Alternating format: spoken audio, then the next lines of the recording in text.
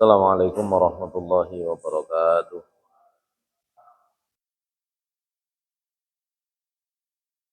Alhamdulillah, alhamdulillahilladzi arsala rasulahu bil huda wa dinil haqqi liyudhhirahu 'ala ad-dini kullih wa kafa billahi jami'a. Asyhadu an la ilaha illallah wahdahu la syarika lah wa asyhadu anna Muhammadan abduhu wa rasuluhu la nabiyya ba'dah.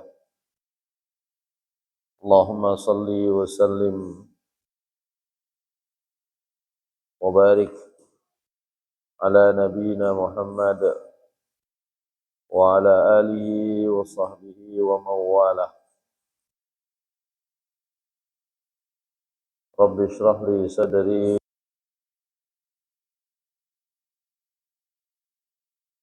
wahlul 'uqdatam min lisani yafqahu qawli. Rabbi zidni ilma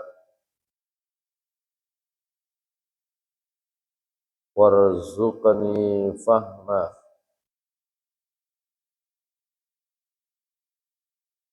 Birahmatika ya arhamar rahimin.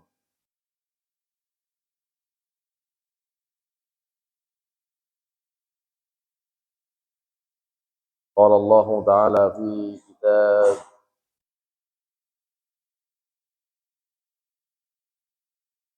Qala Allah Ta'ala fi kitabihil karim, a'udzu billahi minasy syaithanir rajim. Ya ayyuhalladzina amanu taqullaha haqqa tuqatih wa la tamutunna illa wa antum muslimun. Shadaqallahul azim.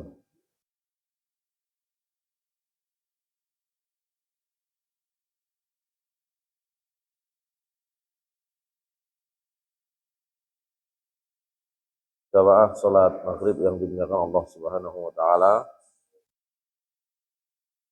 Terakhir kita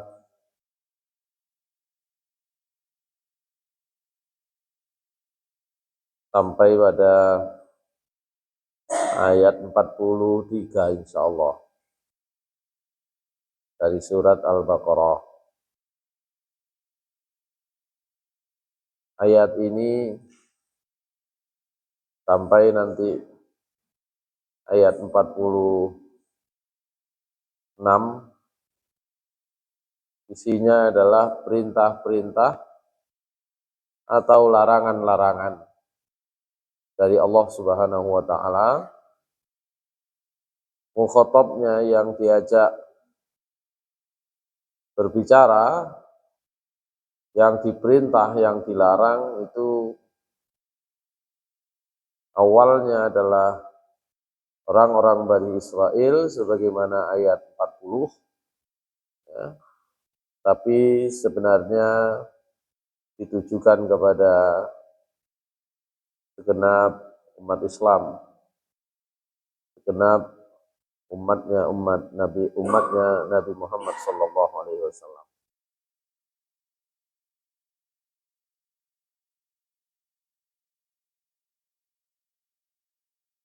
Empat ayat sebelumnya itu adalah perintah pertama untuk mengingat Allah, mengingat nikmat-nikmat Allah Subhanahu wa taala. Yang kedua adalah untuk menjalankan, memenuhi perjanjian dengan Allah Subhanahu wa taala. Kalau kembali ke ayat 27 itu perjanjian antara manusia dengan Allah, antara orang Islam dengan Allah ya. Itu adalah perjanjian-perjanjian yang isinya mentauhidkan Allah Subhanahu wa taala. Kalau itu dikhususkan hanya kepada Bani Israel saja, perjanjian yang disebut oleh Allah Subhanahu wa taala itu adalah perjanjian untuk menerima, menjalankan ayat-ayat Allah Subhanahu wa taala.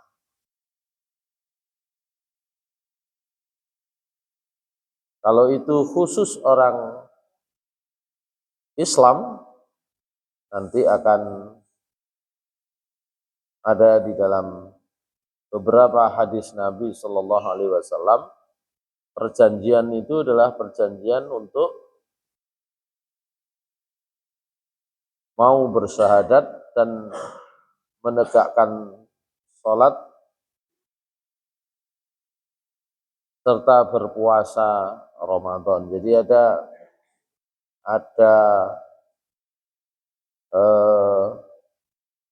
item-item khusus, ada poin-poin khusus. Kalau secara umum sebagai manusia itu adalah mentauhidkan Allah. Surah Al-A'raf ayat 172. Kalau khusus kepada Bani Israel dan kemudian juga kepada kita yang memiliki kedudukan yang sama dengan Bani Israel sebagai ahlul kitab, perjanjian itu adalah mematuhi isi ayat-ayat Allah. Kalau itu khusus umat Nabi Muhammad SAW, ya tentu saja adalah perjanjian itu adalah bersyahadat, sholat, gitu ya. Khususnya bersyahadat dan sholat.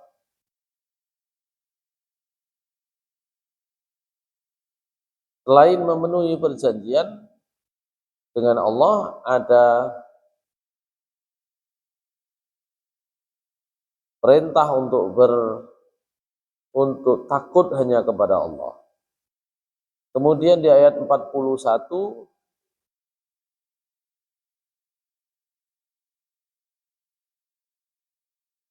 perintah untuk beriman kepada kitab Allah, kepada Al-Quran, ya. Perintah untuk tetap ya, menjadi orang yang beriman kepada Allah bukan kufur. Perintah untuk menjalankan kitab Allah tidak menukarnya dengan harga yang murah, dan perintah untuk bertakwa. Kemudian di ayat 42 perintahnya adalah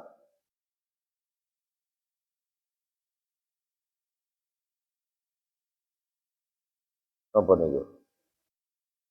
Supaya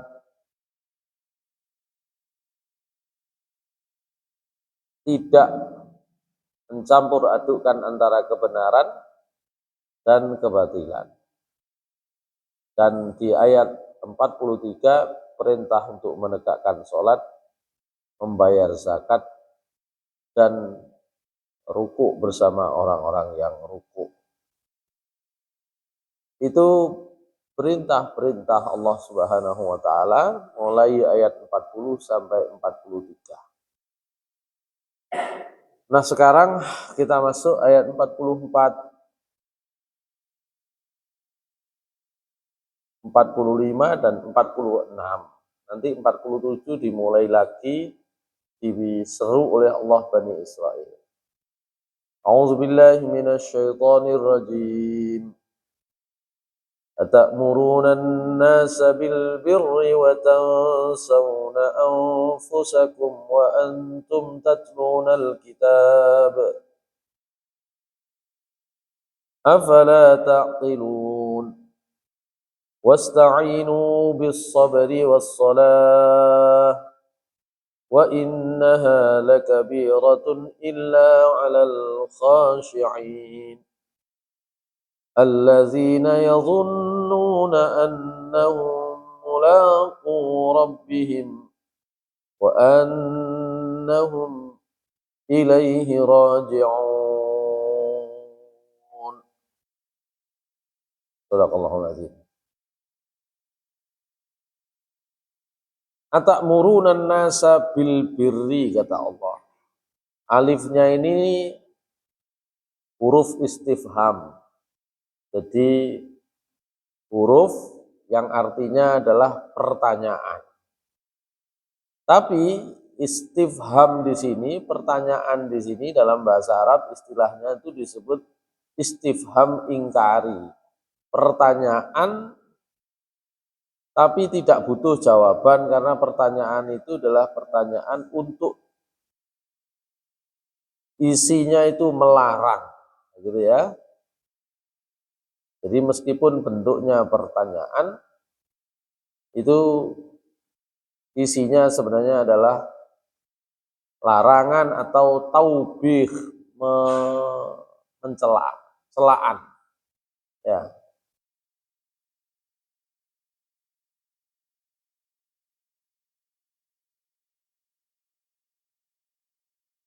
Maka Allah Subhanahu wa taala mengatakan atakmurunan nasa bil birri. Apakah kamu yang memerintahkan orang, memerintahkan manusia bil birri, untuk melakukan kebaikan.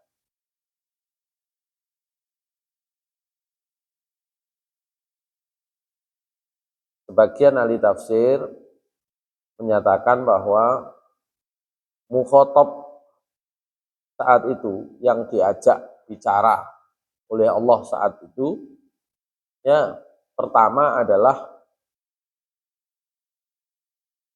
orang-orang Yahudi, karena ini hubungannya dengan ayat sebelumnya Bani Israel, gitu ya. Nanti awal sudah disebutkan ya Bani Israel, maka ke bawah itu berarti masih sama orang-orang Yahudi. Ya. Ini nanti artinya orang Yahudi itu yang melakukan ini biasanya, gitu ya, memerintah kepada albir, kebaikan, diartikan kebaikan, gitu sementara begitu. Nanti apa albirru, nanti kita bisa carikan atau bisa jelaskan setelah ini.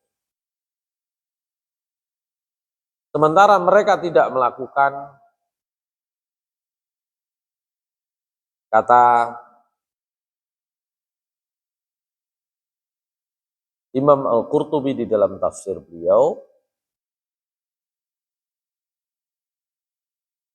sebuah riwayat dari sahabat Ibnu Abbas radhiyallahu anhuma, beliau menyatakan, kana Yahudul Madinah yaqulu ar-rajulu minhum li sahrihi wa li dhi qarabatihi wa liman bainahu wa bainahu rida'un minal muslimin,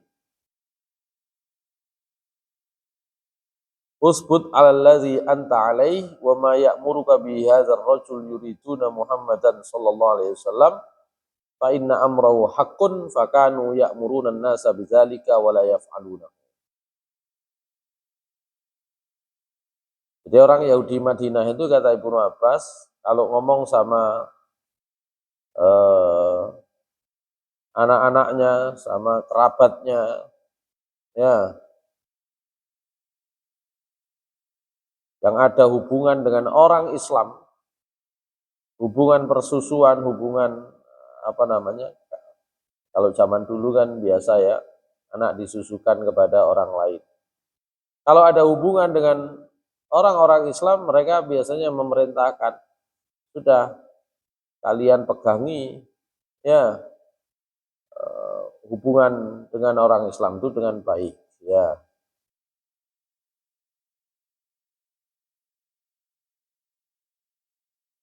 Termasuk apa yang diperintahkan oleh Nabi Muhammad Sallallahu Alaihi Wasallam.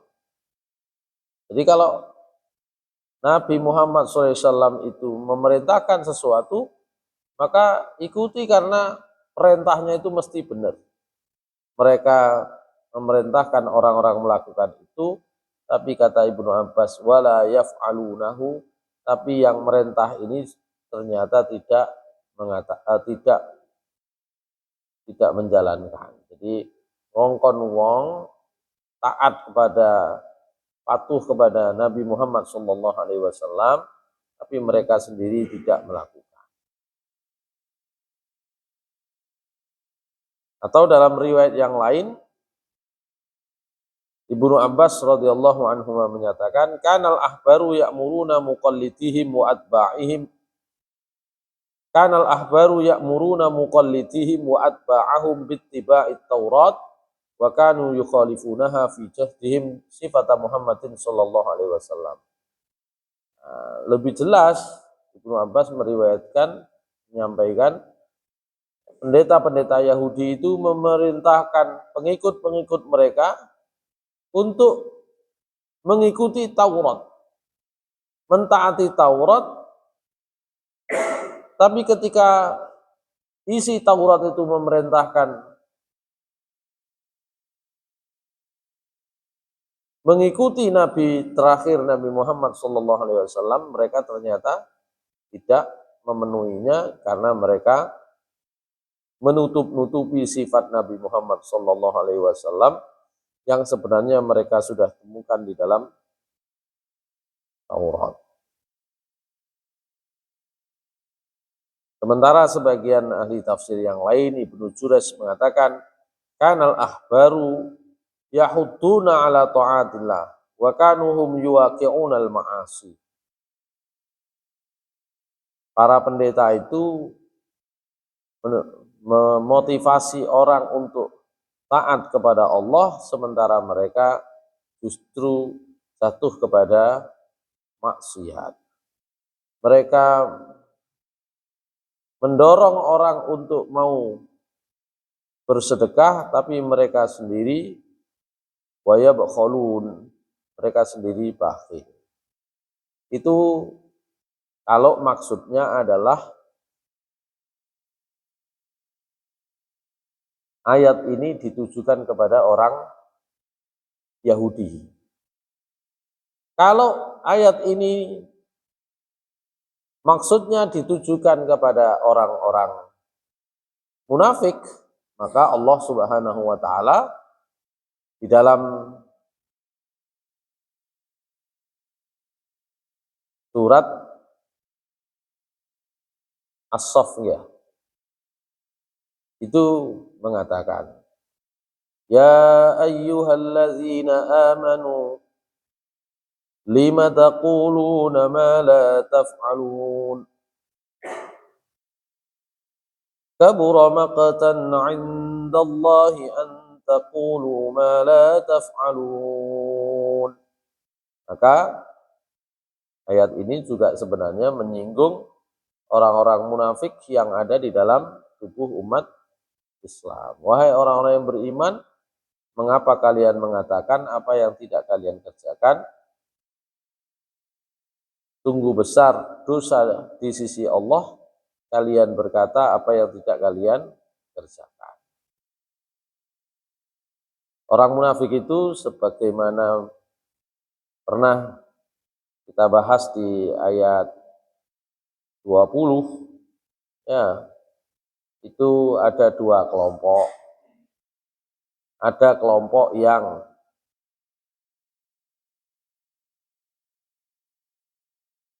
hatinya betul-betul sebenarnya betul-betul ingkar, tapi mereka menunjukkan seakan-akan mereka iman. Orang munafik yang semacam ini yang tidak akan diampuni oleh Allah Subhanahu wa taala, sehingga Allah mengatakan innal munafiqina fid darkil asfali minan nar. Ya.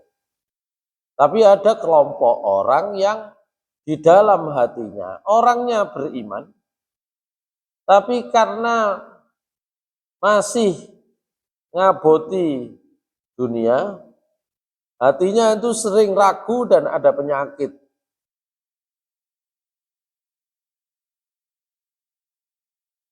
Ya, ada dua kelompok. Nek wong iman niku jelas cetok. Wong iman niku cetok. Karena itu dibahasnya tidak terlalu banyak di awal surat Al-Baqarah. Cuma 4 ayat. Ayat 2 sampai ayat 5. Orang kafir juga begitu, cetok. Jelas.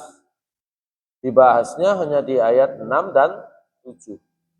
Tapi orang munafik, karena ada dua kelompok ini sama-sama perlu diberikan penjelasan lebih rinci sifat-sifat dan ciri-cirinya, maka agak banyak dibahas di dalam Al-Quran. Ada kalau tidak salah kurang lebih 13 ayat membahas sifat orang munafik. Dan orang munafik itu pada akhirnya kata Ibnu Katsir ada dua kelompok. Yang memang murni kufur kepada Allah tapi pura-pura. Tapi ada yang di dalam hatinya itu ada penyakit nifak. Karena itu nanti di surat At-Taubah itu tentang orang munafik. Ya, Allah Subhanahu wa taala memberi isyarat, sebagiannya dimaafkan, sebagiannya tidak. Yang tidak ya yang otomatis tadi itu, yang betul-betul kufur. Ya, sementara yang dimaafkan itu diantara contohnya adalah beberapa kali barangkali saya sampaikan namanya Abu Lubabah, gitu ya. Abu Lubabah. Lubabah itu kan dan beberapa orang yang mirip dengan Abu Lubabah perilakunya ketika diminta oleh Rasulullah SAW untuk keluar perang, untuk berperang, dan perang itu adalah perang Tabuk. Perang apa? Perang Tabuk. Perang Tabuk itu perang yang paling sulit. Ya, karena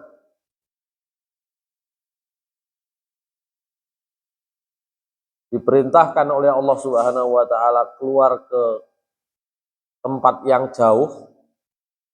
Tabuk niku kota terjauh dari, kalau sekarang dari Saudi. Jadi wilayah Saudi yang paling jauh itu Tabuk. Kalau sekarang ya, kalau dulu dari Madinah ini adalah perang yang paling jauh, mencapai wilayah yang berbatasan dengan wilayahnya Romawi pada saat itu. Kalau sekarang ya berbatasan dengan Jordan insya Allah ya, pun atau dewi. Perangnya bulannya itu di musim panas.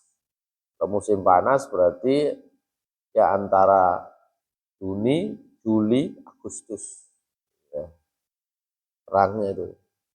Karena digambarkan dalam perang Tabuk itu bekal yang dibawa banyak, tapi pun kate tutuk Tabuk niku wis entek bekale. Ya, bahkan sebagian nanti di dalam tafsir di surat At-Taubah itu satu butir kurma harus dibagi dua untuk dimakan dengan dengan anggota pasukan yang lain, saking beratnya. Sementara nek musim panas niku di Madinah, di Saudi, di Jazirah Arab itu justru wayahe panen, nah, gitu. Jadi di perkampungan niku wayahe panen niku musim panas, wayahe panen. Panen kurma, panen buah, panen itu musim panas. Jadi susahnya double-double, satu jauh, dua panas, gitu kan. Yang ketiga, di kampung sendiri itu waktunya panen. Nah, Abu Lubabah itu persiapan mau berangkat untuk perang Tabuk. Sing liyane niku pun cepet-cepet. Karena perintahnya Rasulullah SAW itu supaya segera. Dan hampir tidak pernah ada perintah perang secara langsung kecuali perang Tabuk. Perang liyane niku Rasulullah SAW kan perang Badar kan Rasulullah kan ingin nyegat aja itu rombongannya Abu Sufyan itu. Cuma kemudian akhirnya sampai di Badar berhadapan-hadapan terjadilah perang kan gitu. Perang Tabuk mboten kaitan pun diumumno nek perang. Ya. Abu Lubabah niku karena abot. Kenapa abot? Ya di rumah waktunya panen. Ya, terus perjalanannya jauh, terus kemudian musim panas. Ya, karena abot sing liyane niku cepet-cepet, ya hatinya itu namanya kenapa hatinya itu masih ragu-ragu masuk golongan munafik yang seperti itu akhirnya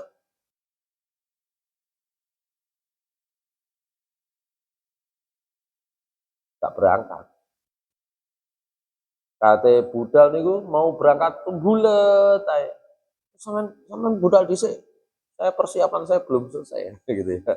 Nyiapno kuda, nyiapno perbekalan, menyiapno macam-macam.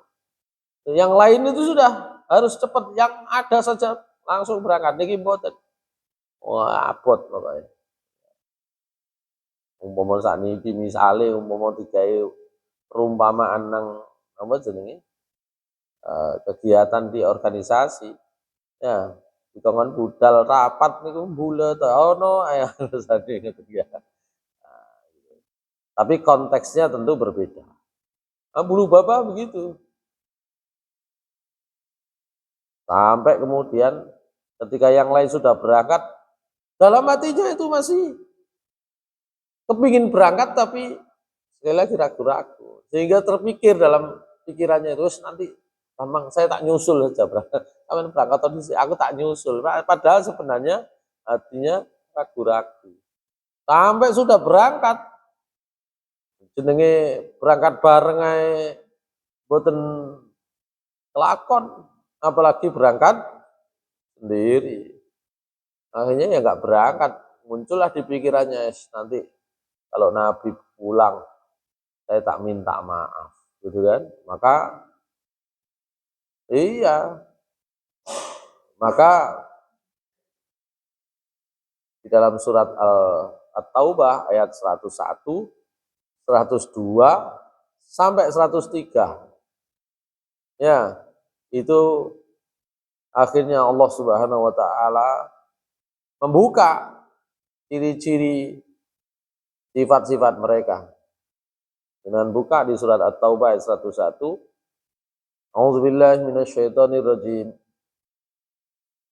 Wa mimman haulakum minal a'rabi munafiqun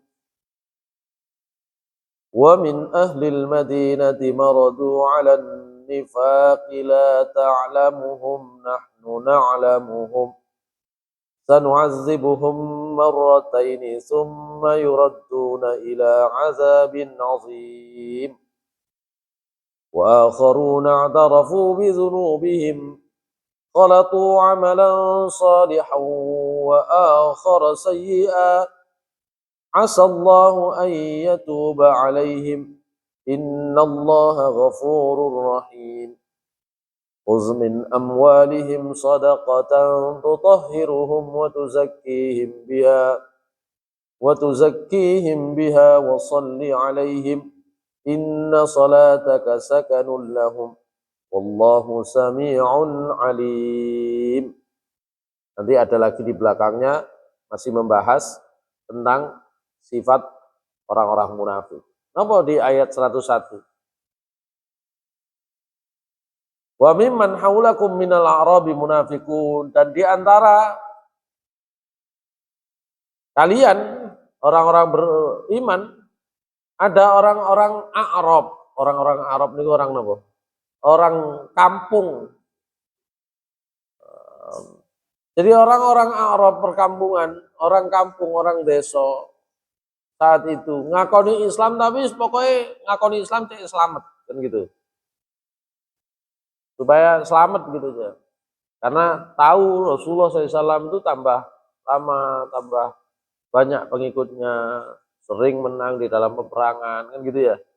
Maka mereka yang ada di kampung-kampung itu supaya mereka aman dengan kehidupan mereka, wis ngaku aja saya Islam, saya Islam, saya Islam, saya iman gitu kan.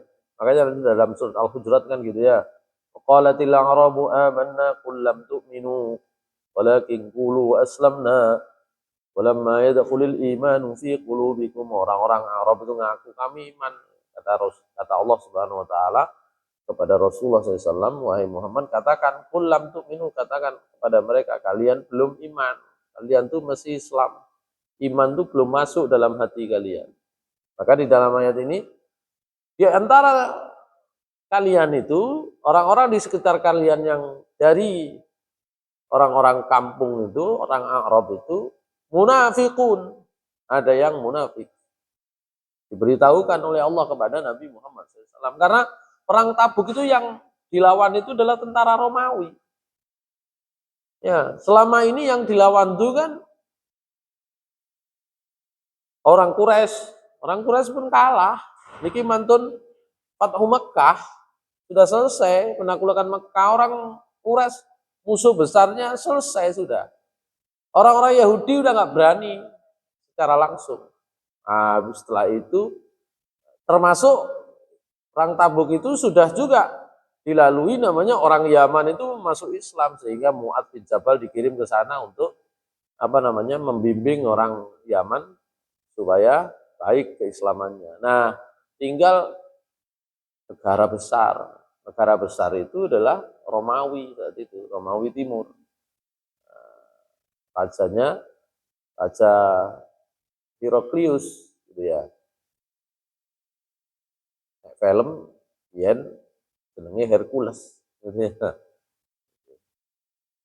Jadi lawannya sudah negara besar, negara adidaya. Maka semua yang menyatakan Islam itu semuanya diajak oleh Rasulullah, diperintah untuk perang dalam perang Tabuk. Dan sing orang Arab tinggalnya di kampung, tidak sehari-hari tidak ini sama Nabi SAW. Ya mereka juga awang-awangan gitu ya. Di antara mereka munafikun, termasuk wa min ahlil Madinah, termasuk yang penduduk Madinah juga ada yang munafik. Marotu 'alan nifaqi la ta'lamu. Mereka itu sudah ya terkena penyakit munafik. Kamu tidak tahu Muhammad, tapi kami yang tahu. Kami akan siksa mereka 2 kali. Kami akan kembalikan mereka nanti ya dengan akhir mendapatkan azab yang besar. Tapi kata Allah Subhanahu wa taala, wa akharuna, tapi ada yang lain di antara yang munafik itu, yang hatinya ada penyakit nifak itu, iqtarafu bidzunubihim, ngakoni dosa-dosa mereka. Itu dari Abu Lubabah dan sebagian sekelompok orang, namanya Abu Lubabah. Dan begini, wow, katanya budal abot sing nang omah, abot sing jangan ditinggal, abot harta bendanya, abot. Akhirnya nggak jadi berangkat. Tapi mereka nanti iqtarafu bidzunubihim. Mereka mengakui dosa-dosa mereka. Khalatu amalan sholihan wa akhara sayyi'a. Jadi antara ngelakoni api, ngelakoni elek itu campur. Makanya kalau kita ngelakoni api melaku, ngelakoni dosa nggih sik gelem niki hati-hati kan gitu ya. Itu masuk di sini. Tapi oleh Allah disebut asallahu ayyatuba alaihim. Mudah-mudahan Allah akan menerima taubat mereka. Karena Allah itu Maha Pengampun lagi Maha Penyayang. Sehingga ketika Rasulullah SAW pulang dari perang Tabuk, jenenge sinten Abu Lubabah, pertama minta maaf, minta uzur. Wahai Nabi, saya mohon maaf nggak bisa berangkat, ini di rumah niku singkatnya ditinggal niku masalah kathah. Nah, begitu ya. Kalau bahasa sekarang. Boten saged ditinggal sing nang omah. Begitu kurang lebih kalau bahasa sekarang. Nabi niku karena melihat sahabat-sahabatnya ketika perang Tabuk itu begitu susahnya, perang Tabuk itu nggak jadi perang. Atas izin Allah, tentara Heraklius itu juga awang-awangan nggak wani, ya, sehingga meskipun itu tadi pengalamannya menunggu perang itu, pasukan kaum muslimin sampai kehabisan bekal, makanan itu tinggal sedikit, harus berbagi, sebagainya disebutkan dalam beberapa riwayat. Satu kurma itu dibagi wong loro saking entek. Jadi sorone pun ansal. Jadi masih mboten perang tapi sorone pun nemen. Gitu. Maka ketika Rasulullah SAW pulang, kok lihat ada orang sih enak-enak, Ya nyambut gawe sik lancar, dunyane sik akeh, sementara sahabat yang berangkat perang kok begitu. Abu Lubabah ngakoni dosa, mohon maaf itu enggak direken sama Nabi. Enggak diurus dah. Jangan ada yang ngurusi Abu Lubabah gitu. Sampai Abu Lubabah itu di dalam uh, apa namanya? Riwayat yang terkait dengan beliau itu akhirnya bondone sing nang omah niku itu akhirnya diberikan kepada Nabi kayak nebus dosanya. Nah, gitu. Itu yang disebut oleh Allah wa akharuna a'tarafu bi dzunubihim.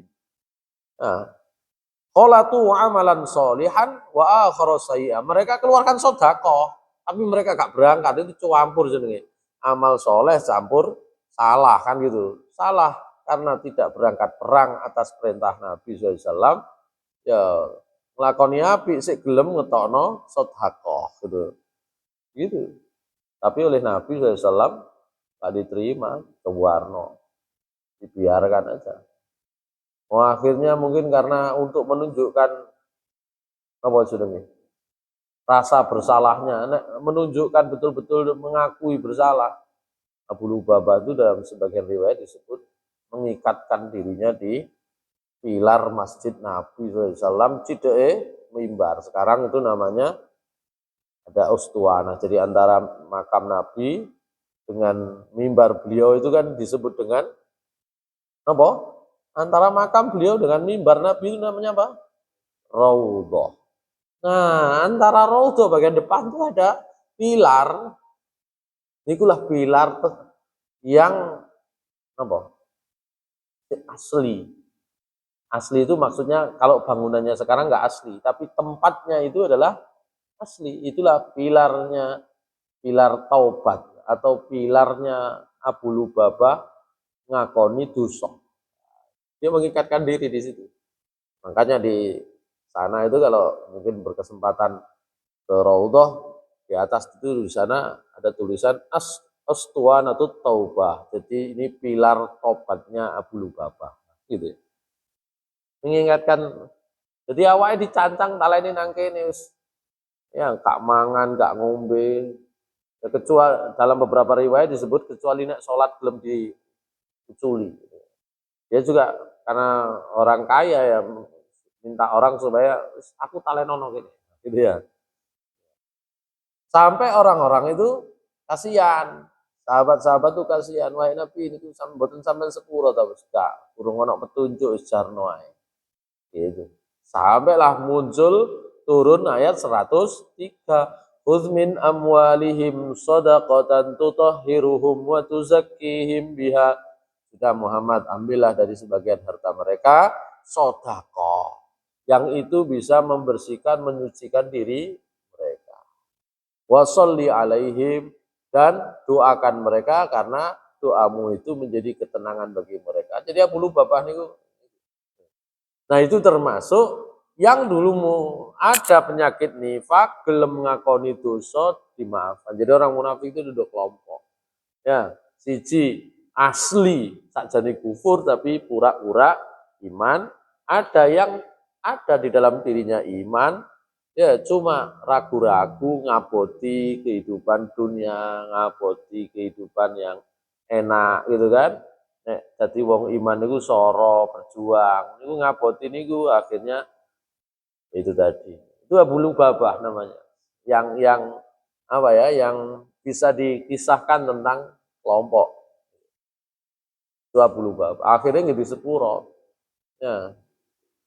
Dalam satu riwayat bahkan Abu Lubabah itu ketika disebut ketika turun ayat 103 dari surat At-Taubah ini, isinya adalah menerima taubatnya Abu Lubabah itu sampai rada napa GR gitu ya, mau dilepasin ikatannya oleh sahabat-sahabat Nabi itu gak gelem.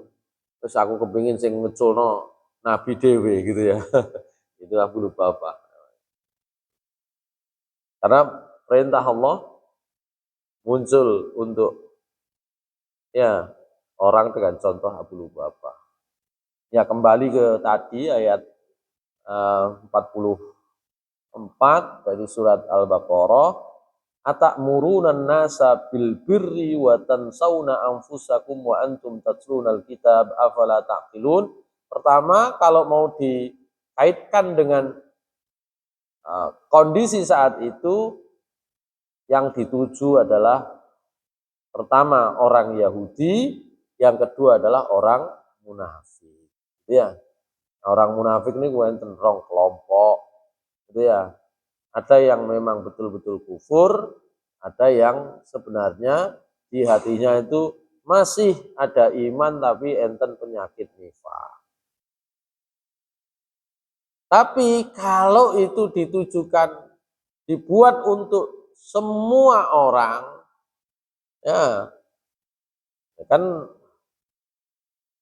Al-Quran itu kan tidak diturunkan hanya kepada orang yang diajak bicara pada saat itu, termasuk kan kepada kita semua. Maka ayat ini juga berlaku kepada kita semua, termasuk sebenarnya kepada manusia.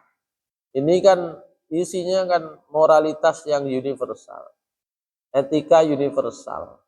Ya, etika universal nggak usah nunggu orang Islam atau bukan Islam. Dalam politik kan begitu.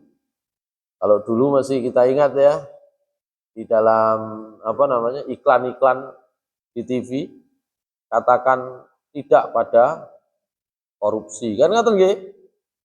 Dulu kan begitu. Mari gawe iklan ternyata dicekel kan gitu ya. Itu kan tidak pakai nunggu Islam tidak Islam kalau begitu itu. Meskipun kebetulan sebagian yang iklan adalah orang Islam kan gitu ya. Tapi yang sebagian iklan yang lainnya kan bukan orang Islam waktu itu. Ya, sing jelas wong partai tertentu kan gitu ya. Partai penguasa pada waktu itu orang-orangnya masuk iklan kan gitu. Itu kan gitu. Artinya apa?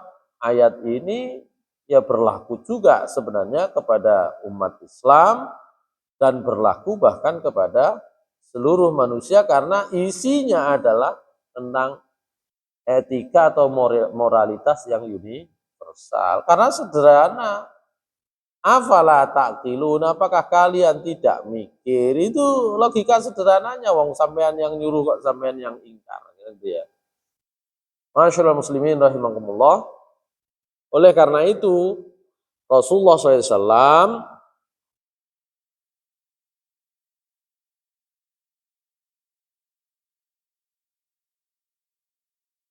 pernah bersabda, ya, mathalul alim alladzi yu'allimun nasal khaira wa la ya'malu bihi kamathalis siraji yudhi'u lin-nasi wa yahriqu nafsahu. Perumpamaan wong pinter, perumpamaan orang alim mengajarkan kepada orang lain kebaikan tapi tidak mengamalkannya, itu seperti siraj, napa siraj? Seperti lampu. Napa lampu itu? Yudhi'u linnas, lampu itu madangi, ya, memberi cahaya kepada orang, tapi awake dhewe panas, awake dhewe kobong kan gitu ya. Tapi membakar dirinya sendiri. Ya. Meskipun demikian niku mboten angsal didamel alasan. Sampeyan monggo maju maringi tausiah mboten kula sik mboten saged. Nah, karena sebenarnya ini adalah peringatan saja.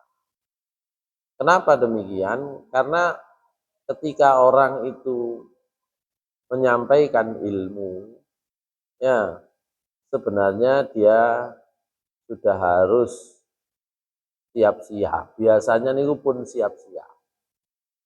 Siap-siap nopo? Siap-siap dadi wong apik njenengan tangga sing dadi guru. Dadi guru niku kan berhubung aku iki dadi guru, maka biasanya akan sudah mengkondisikan diri. Napa mengkondisikan diri? Paling boten sing pertama niku jaim. Napa jaim? Jaga image. Apa artinya? Ya sebenarnya dengan mengajak orang berbuat baik, itu sebenarnya kita itu sedang mengajak diri kita sendiri. Jadi pun kuatir, aku kurung iso. Ya, padahal di antara yang lain termasuk yang paling ngerti kan ngoten ya. Makanya kula niku nek ndelok kanca-kanca sing alumni pondok terus ada dalam beberapa waktu itu ada jeda, ada kosong, tidak mengamalkan ilmunya, tidak mengamalkan ilmunya saja, maaf, tidak mengajarkan ilmunya. Maka biasanya diikuti tidak mengamalkannya. Ngoten lho. Engko nek dikongkon maju mboten pun aku durung iso ya. Nanti semakin lama dia akan larut dalam keadaan seperti itu, ilmu sing diperoleh itu tidak pernah jalan. Gitu ya. Kita itu kan sambil menyampaikan, kita berarti juga menata diri. Sampean misalnya diminta jadi takmir, otomatis jadi takmir itu dikongkon temen, dikongkon ngurusi, dikongkon padahal sakjane ya umpama dipikir-pikir kok cik sorone kan gitu ya. Tapi di antara yang lain, karena kita itu sudah dianggap paling ngerti, paling bisa, paling dipercaya, ya sudah dijalankan saja. Coba nek ukurannya mboten, kula niku mboten tahu tadi takmir, mboten saged, repot. Kalau sing gelem tadi takmir, sing tadi takmir akhirnya sing tahu tok pertanyaannya, sing pertama pernah jadi takmir itu dulu gimana ceritanya kan gitu. Artinya ayat ini memberikan peringatan jangan sampai apa yang kita ajarkan, apa yang kita ucapkan kepada orang lain, baik itu berupa kebaikan supaya dikerjakan atau tentang kejelekan supaya ditinggalkan, itu harus juga kita pegangi. Itu saja sebenarnya. Kabeh mundur, repot kan gitu ya. Jadi ayat ini hanya memberikan peringatan kepada kita, jangan sampai seperti orang, ya kalau pada saat itu orang Yahudi atau orang-orang munafik yang tidak bisa menjalankan apa yang dia ucapkan.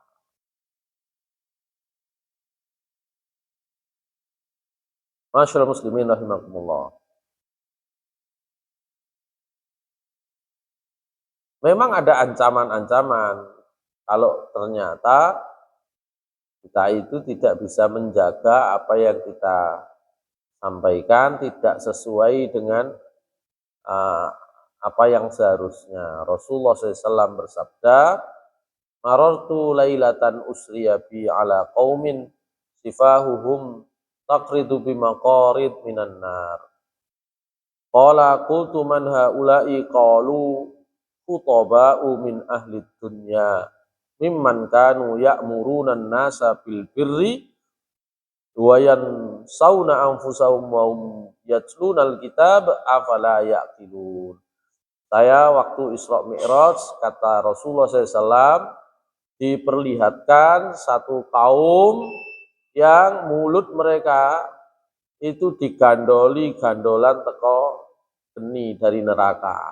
Ya, ditarik dengan benda-benda yang terbuat dari neraka mulut mereka.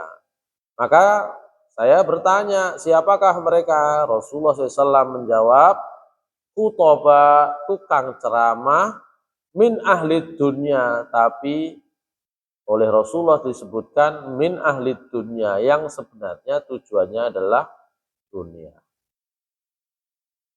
Yakni mereka adalah orang yang memerintahkan orang kepada kebaikan, mereka melupakan diri mereka sendiri, mereka itu yatlunal kitab, membaca Alkitab, tidakkah mereka berpikir. Jadi memang ancamannya berat. Makanya kadang-kadang enak jadi makmum timbang jadi imam. Nek didelok duki niki. Tapi nek didelok duki pahalanya, oh kalah. Kan ngoten nah. Nah, didelok ndugi kini iki ya enak dadi makmum ae, wis gak dadi kiai, wis gak dadi enak ngrungokno tok wis. Ngrungokno wis oleh ilmu, oleh pahala. Ngoten ya. Lah nek sing bagian ceramah ya dikongkon tanggung jawab di depan Allah Subhanahu wa taala. Nek delok ancamannya gitu. Tapi persoalane dadi ngrungokno tok niku oleh pahala napa gak sida oleh pahala niku nggih tergantung. Ngrungokno ambek atine gregeten nggih ya gak sida oleh pahala.